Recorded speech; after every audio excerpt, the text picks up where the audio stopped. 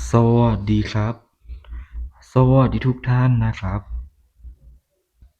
คลิปนี้เป็นแนวทางหวยฮานอยสูตรเม็ดเดียววันที่10เดือน3ปี69นะครับผมไม่ได้พบกันหลายวันเลยเนาะ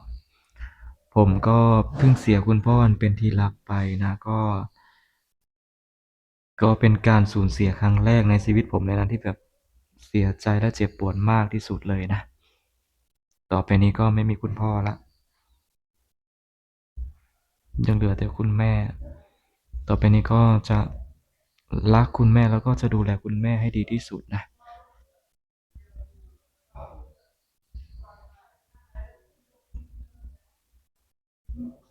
อยู่กับปัจจุบันเนาะอยู่กับความเป็นจริงต้องอยู่ให้ได้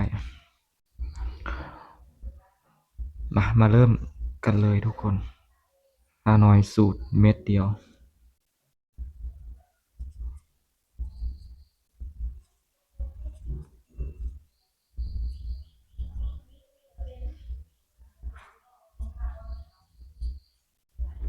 หวยฮานอยนะครับสูตรเม็ดเดียว3 นอยวันนี้3 นอยวันนี้ก็เอ่อเอาเอาตัวนี้แหละ4แล้วกันขอให้มี4มาแล้วกันเนาะ48 49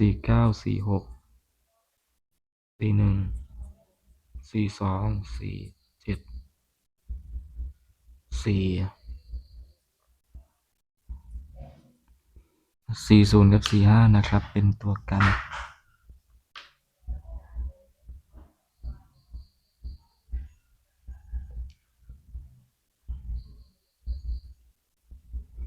ถ้าพี่ๆอยากสนับสนุนผมอยากซัปพอร์ตผมนะฝากดูคลิปให้ผมตั้งแต่ต้นจนจบด้วยนะครับนะอย่ากดเลื่อนไปเอาตัวเลขแล้วแคปจอออกไปเลยนะผมฝากด้วยแล้วกันนะคือแบบยอดดูของผมนะแบบมันต่ำมากเลยนะต่ำมากเลย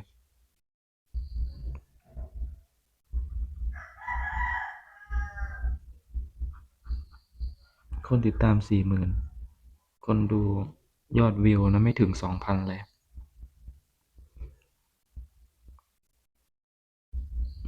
วันนี้วันที่10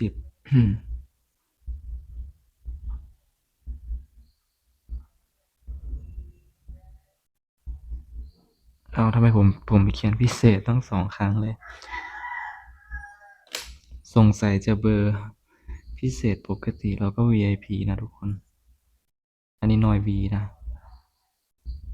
เขียนผิด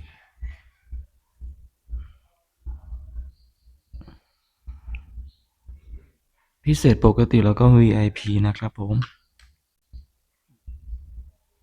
ตัวนี้นะครับก็จะมี